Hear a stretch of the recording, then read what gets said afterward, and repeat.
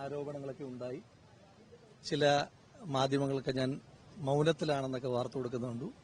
ഈ ആരോപണം വന്ന് തൊട്ടടുത്ത ദിവസം തന്നെ വളരെ വിശദമായ മാധ്യമസമ്മേളനം നടത്തിയ ആളാണ് ഞാൻ. അത് കഴിഞ്ഞ് പിന്നെയും എനിക്ക് കുറച്ച് കാര്യങ്ങൾ കൂടി പറയണമെന്ന് തോന്നിയപ്പോൾ അത് ഞാൻ പിന്നെയും മറ്റൊരവസരത്തിൽ അതിനകത്തും ക്ലാരിഫിക്കേഷൻ വരുത്തിയ ആളാണ് ഞാൻ. ഇപ്പോൾ ഇതിനകത്ത് ഒരു അന്വേഷണം നടക്കുകയാണ്. ആ അന്വേഷണ സംഘത്തിന്റെ സാങ്കേതികത്വത്തിലേക്കൊന്നും ഞാൻ കടക്കുന്നില്ല ഇപ്പോൾ. പക്ഷേ നിങ്ങൾക്കൊരു കാര്യം ഉറപ്പുള്ളത്, ഈ ഇടതുപക്ഷ സർക്കാരിനെതിരെ ആദ്യമായി സമരം ചെയ്തപ്പോൾ 18ാമത്തെ വയസ്സ് ജയിലിൽ പോയ ആളാണ് ഞാൻ. പക്ഷേ ഏറ്റവും കൂടുതൽ കാലം ജയിലിൽ പോയത് പിണറായി വിജയൻ സർക്കാരിന്റെ കാലത്താണ്.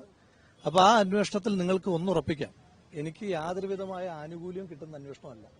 മാത്രമല്ല, എനിക്കെതിരായി എന്തെങ്കിലും ഉണ്ടെങ്കിൽ എന്നെ കൊന്നു തിന്നാൻ നിൽക്കുന്ന ഒരു സർക്കാരിന് ഏറ്റവും വിശ്വാസമുള്ള അന്വേഷണ ഏജൻസിയാണ്. ആ സർക്കാരിന് ഏറ്റവും വിശ്വാസമുള്ള ഒരു അന്വേഷണ ഏജൻസിയാണ് അന്വേഷണം നടത്തുന്നത്.